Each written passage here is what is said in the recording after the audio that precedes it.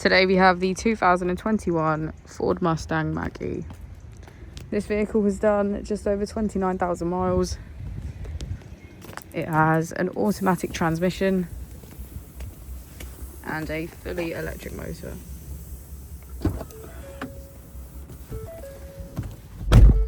To the left of our steering wheel we have cruise control as a feature, and on the right we have voice control and automatic headlights. Moving on to our screen, we can access our settings as well as controls. If we press here, we can access apps, which includes Apple and Android CarPlay, as well as entertainment. Just below we have our AC with heated seats on either side and our heated steering wheel. If we put the vehicle into reverse, we can see that it comes with a parking camera with front and rear parking sensors.